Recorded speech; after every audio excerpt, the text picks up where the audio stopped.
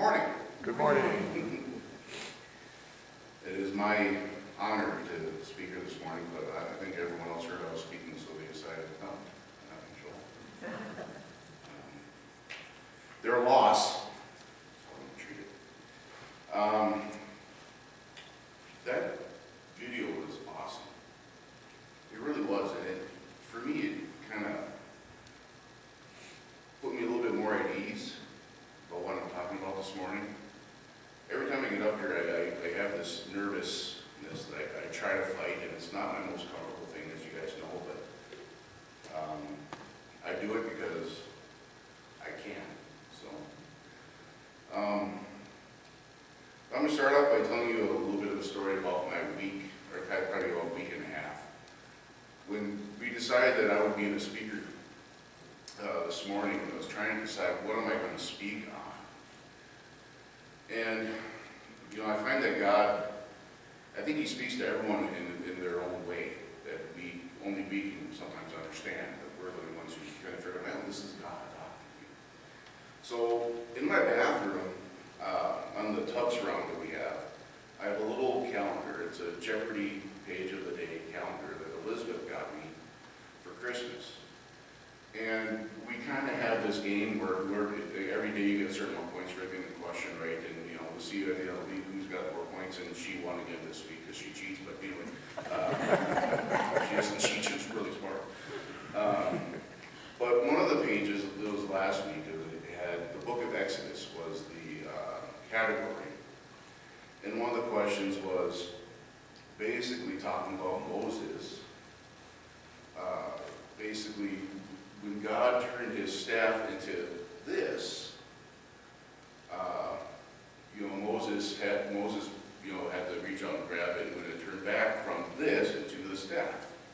And of course, God had turned it into the serpent. So I went to that story and I was reading it, and it really got my mind working on the fact that at some point in time, Moses had to let go of his fear, let go of the fact that it's a serpent, this thing's going to turn around and bite me. And the fact that he had to learn to trust God when he said, pick it up. And, a part of me has this thing that I think God has a sense of humor and tries to do it with all, go up and see what happens, But he had to let that go. So that got my mind working on trust. What does it mean to trust? So I did some digging, and the word trust is used 147 times in the Bible. 134 of those times are in the Old Testament, and 13 times are in the New Testament. Okay, but what does it mean? So when we look at the specific word trust that we use in English, it comes from Middle English word truste, T-R-U-S-T-E. I think that's how you spell it, or say it, I don't know. And the Old Norse word traust, and also from a Germanic word, trausta. So, but they all have similar meanings, being like protection, confidence, help, to be firm, to be solid. So now we know where our word comes from, trust, but then I wanted to get a biblical idea of where it came from. So I looked it up in Hebrew, and I'm going to pronounce this wrong, but it's bitachon, which means to lean on, feel safe, and be confident. So, last Wednesday, I was laying in bed at night, as I usually do, and it's about 3:30 in the morning. I just wake up at that time for whatever reason every morning. And I usually fall back asleep around 4:30, then I get up at 6. But God was really speaking to me, and most of you guys know that when you lie awake in bed, as men, our thoughts are like here, then here, then here, then here, and here. Every time my thought would go over here, God would bring it back here.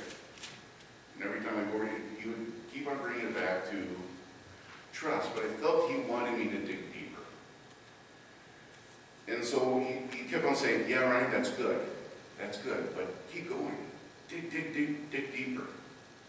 I want you to find what I want you to find, so keep digging. So I thought, I'm going to look it up what it means in Greek. And the word for trust in Greek is pistos, meaning trusting / believing. But then I found a bunch of other words in Greek that kind of ride along with that. And one of the words I found is similar to Greek, for trust in Greek, is called paradidomi, meaning to give up, commit to, or this is what really struck me, surrender. So that's what I'm talking to you guys about today. It leads to trust. But I'm going to start with surrender. So, now when we look at the word surrender, you look at the general definition. It means to give up or agree to forego the power or possession of, forego to the power or possession of another. To relinquish possession or control over the object or something. To relinquish to the power of another, yield to the control of another. So, I'm going to take us to the Bible now. I'm going to look at Exodus and the story of Moses and what he kind of did when he surrendered. But I want to go back to kind of where he was before that. And we all know kind of generally what happened. Moses is in the desert. He's exiled himself from Egypt. And he meets Jethro and he marries Jethro's daughter. And so he's going to the burning bush, and he's in the wilderness, he sees the burning bush. And the Lord God calls him and says, Moses, Moses. And Moses says, here I am. God says, do not come any closer. Take off your sandals, for the place where you're standing is holy ground. Then he said, I am the God of your father, the God of Abraham, the God of Isaac, the God of Jacob. At this, Moses hid his face because he was afraid to look at God. Again, having trust issues. The Lord said, I have indeed seen the misery of my people in Egypt. I have heard them crying out because of their slave drivers, and I am concerned about their suffering. So I have come down to rescue them from the land of the Egyptians and to bring them up out of that land into a good and spacious land flowing with milk and honey, the home of the Canaanites, Hittites, Amorites, Perizzites, Hivites, and Jebusites. And now the cry of the Israelites has reached me, and I have seen the way the Egyptians are oppressing them. So now go. I am sending you to Pharaoh to bring my people, the Israelites, out of Egypt. Can you imagine Moses sitting there? I just left. I killed the guy. I can't go back. And God's telling him, shoo, go. No.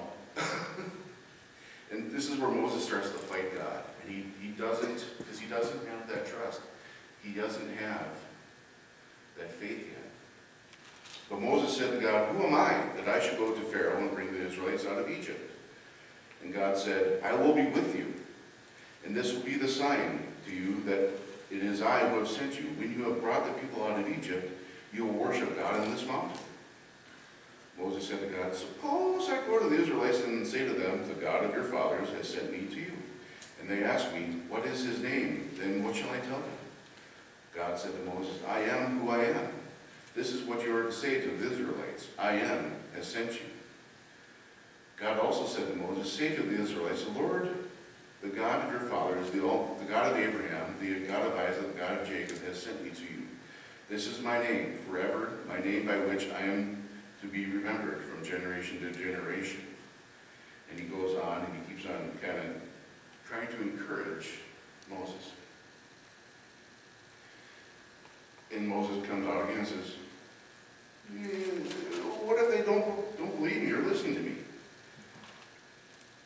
And say, the Lord did not appear to you. The Lord said to him, what is in your hand? A staff. He replied, the Lord said, throw it on the ground. Moses threw it on the ground and it became a snake, and he ran from it. The Lord said to him, reach out your hand and take it by the tail. Again, I imagine Moses going, no. I imagine that the story had a little more to it. In my mind it does. I don't imagine going, okay. No. But eventually Moses does reach out, and he took hold of the snake, and it turned back into the staff in his hand. This, said the Lord, is so that they may believe that the Lord, the God of their fathers, the God of Abraham, the God of Isaac, the God of Jacob, has appeared to you. That wasn't enough for Moses. As we know, he goes on. He starts to kind of fight. He says, I can't speak. I stutter. I'm not a good speaker. And God gets angry with him, but he relents. Because he's building that trust. He wants Moses to surrender. To finally say, okay, I will do this. Because God's got a plan. God's got his plan. And yes, he says, okay, you can bring your brother Aaron. And finally, Moses agrees and returns to Egypt. We know the story of what happens. I'm not going to go into it. Moses fought God on so many fronts and he lost. He finally surrendered. He surrendered his fears. He surrendered his failures. He surrendered his perceived disabilities, things he felt he could not do. And he surrendered his fears of rejection to God to follow God's plan. There's another story I want to bring you. I'm going to bring you three today. The other one is about a guy named Gideon. We all kind of know a little bit about Gideon. It's in the book of Judges, starting in chapter 6. At the time of Gideon, we know the Israelites had turned their back again on God and decided, well, we're going to follow Baal, we're going to follow this guy, but we'll keep God in our back pocket just in case. And because they have done that, his story starts with the people's disobedience to God and the punishment laid upon them because they were disobedient, is that the people of the land, the Canaanites, the Midianites, the Amalekites, and eastern foreigners would come into their land, destroy their crops, destroy their cattle. Every time. They would start, they plant a crop, boom, here they come to destroy it. They get some cattle, some goats, some sheep, boom, gone. Every time they tried, they would fail. And they would be beaten, raped, purged, whatever you want to call it. They were beaten down because of their disobedience, because they turned their back on God. And so what they did is they hid in the clefts of the mountains, the caves, and they had a few strongholds that they could sustain, but it wasn't much. And so when we first meet Gideon, he's inside this old wine press, basically, and it's hidden. He's in there, and he's throwing wheat up into the air, threshing it, trying to get the chaff away, because he wants to be able to feed himself and his family. And the angel of the Lord comes in and says, "The Lord is with you, mighty warrior." And he pulled it up here. I'm sorry.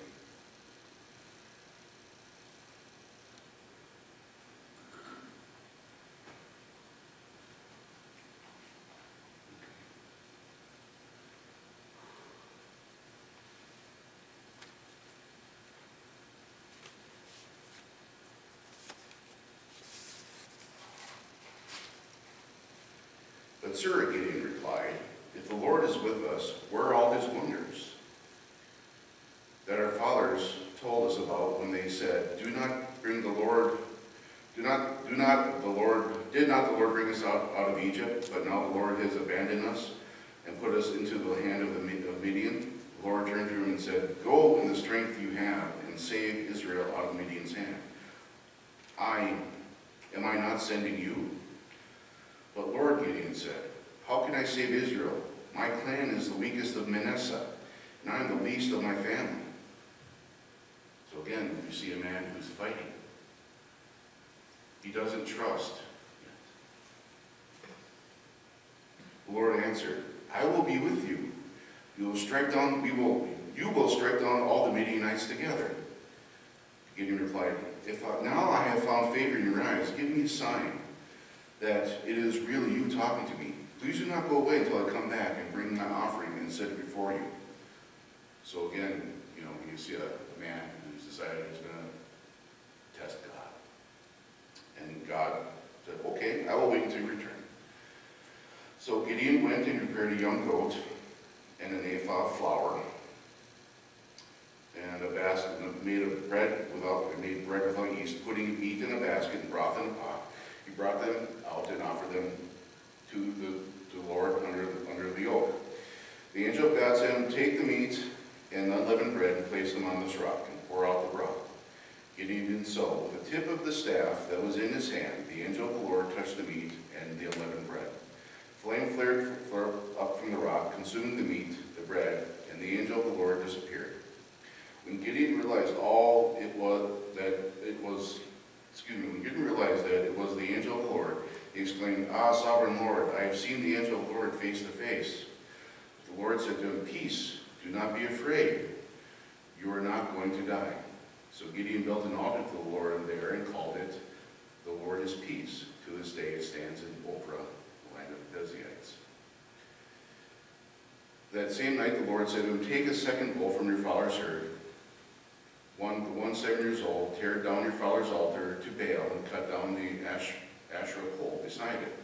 Then build a proper kind of altar to the Lord your God on top of this height. Using the wood from the Asherah pole to cut down, offer the second bull as a burnt offering." So Gideon did that. And we can read on, and he basically followed God's command there. But he wasn't done fighting. When God told him he's going to go up against the Midianites, he decided, I'm going to test you one more time here. He said, look, I will place in 36, verse 36 of chapter 6 and 37, look, I will place the wool fleece on the threshing floor. If there is dew only on the fleece and all the ground, is dry, then I will know that you will save Israel by my hand. And you said, as you said. And this is what happened. Gideon rose early the next day. He squeezed the fleece up and wrung out the dew, a bowl full of water. Then Gideon said to God, "Do not be angry with me. Let me make just one more request. Allow me one more test with the fleece. This time make the fleece dry and the ground covered with dew." That night God did so. Only the fleece was dry and all the ground was covered with dew. So Gideon moves on from there, and we know he defeats the Midianites. He followed and he finally surrendered after much testing. How often do we do the same things? God, if you do this, then I'll trust that it's you. God, if you would only grant this one prayer line, then I will trust you. We often fall into that trap. But God is always there. He doesn't always grant that wish or that prayer, but he is always there.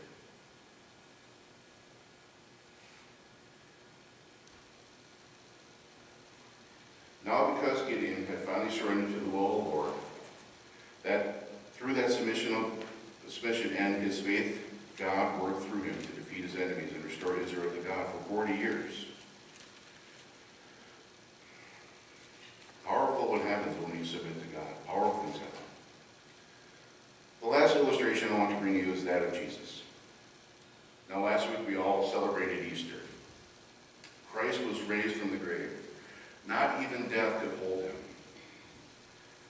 I don't have the words necessarily to describe what that means to me in my life and to even touch the power and depth of what it means to us as believers.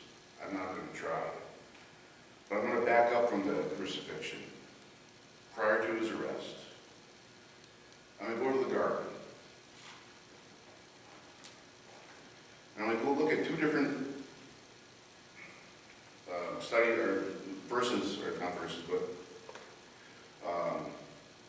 chapters of Mark and Luke. And I want to look at, they kind of tell things differently, the same story, but in a different way. But I'm going to start with Mark, where Jesus is and his disciples went to Gethsemane, also known as Mount Olives, to pray. And it's in Mark chapter 14, verses 32 to 34. They went to a place called Gethsemane, and Jesus said to his disciples, "Sit here while I pray." He took Peter, James, and John along with him, and he began to be deeply distressed and troubled. Jesus saying, "My soul is overwhelmed with sorrow to the point of death," he said to them. "Stay here and keep watch." Jesus knew what was coming. His humanity was shown. His soul is overwhelmed with sorrow to the point of death. I can't imagine what was going through his mind. I mean, you know he's God. He and God are one. But he's also human. He knows that he's going to be killed. He's going to be the final sacrifice.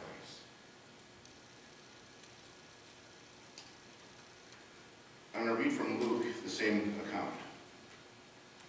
And Luke's account starts in chapter 22, verses 39 through 44.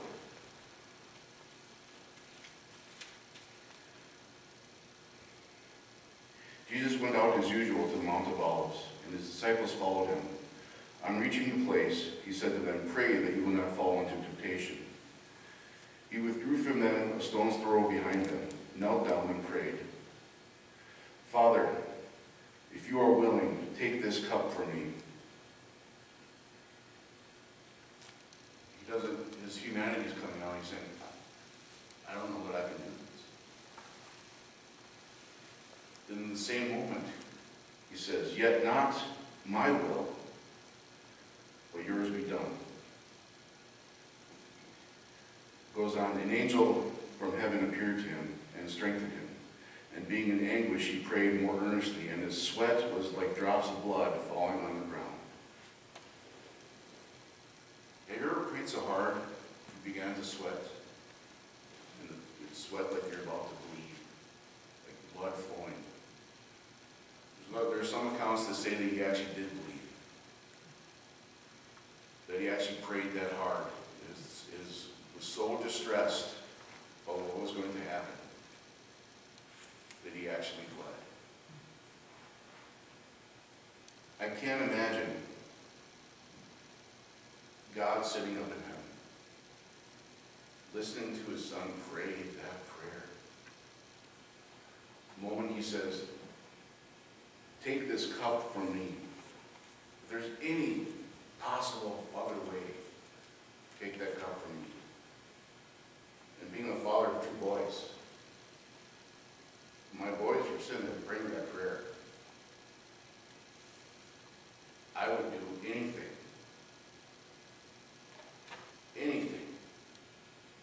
to save them, knowing what was going to happen, to save them from that fate. But Jesus, being also God, knows what has to be done. He knows that far beyond his needs, his wants, his desires, God's will comes first, and his plan for us comes first. "Yet not my will, but yours be done."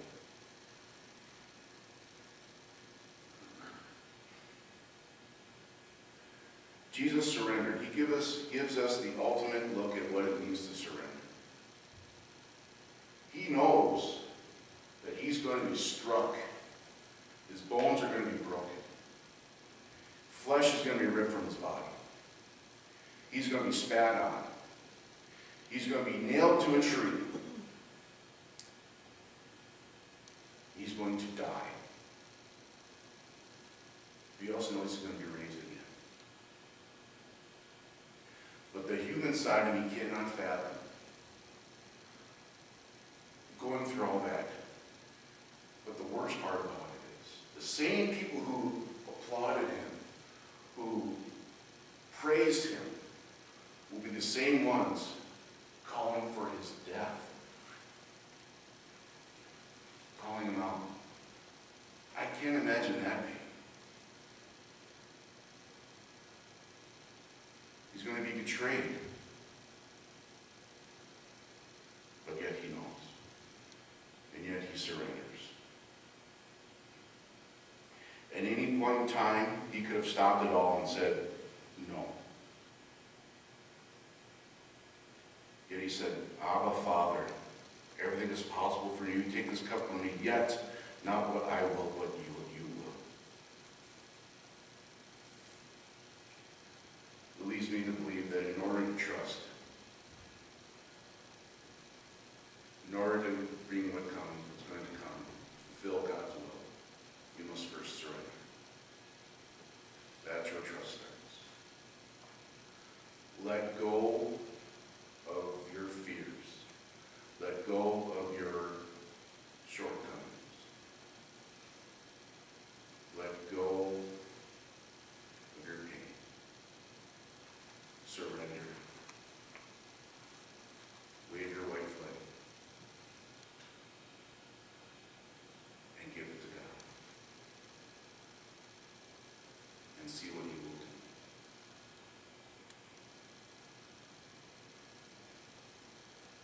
That's all I have.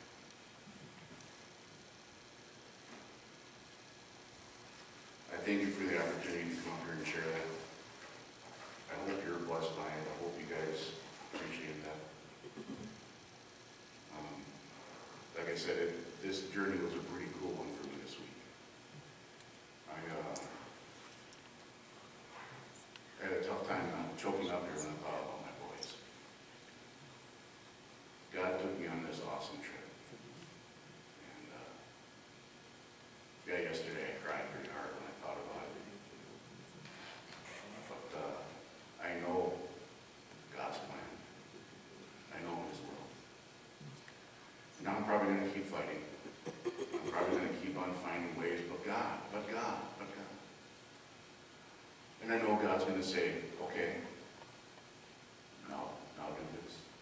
Okay. And eventually I'll say, I surrender. Let's hope we all can do the same. As we leave here today, just keep everyone in prayer for those who aren't here today. Cheryl, your friend, you need to keep her in prayer as she's going through a rough time. Pray for this church. Pray for ourselves over here. Does anyone else have any prayer needs?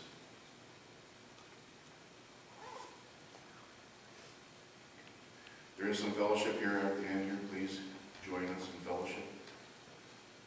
I'll close us in prayer. Father, we just thank you. Thank you for your incessance. You never give up on us. We keep on fighting you in every angle, trying to find the loophole, trying to find the way out. And you keep on saying, yep, but I'm here. Yep, I'm here. Yep. Give us the peace to surrender to you, to grab that serpent's tail, to trust you, the ability to surrender our problems all to you, Father. Because we know we can't do it on our own. And not doing anything about it doesn't resolve the problem. Thank you. Bless everyone here. Bless those who are hurting, Father. Bless those of our church who aren't able to be here today. Bless those who are here. May your light shine up